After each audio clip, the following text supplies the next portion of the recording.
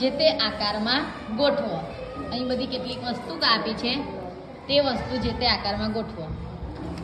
ચોરસ, લંબચોરસ, નળાકાર, નળાકાર, ચોરસ, ગોળ, ગોળ,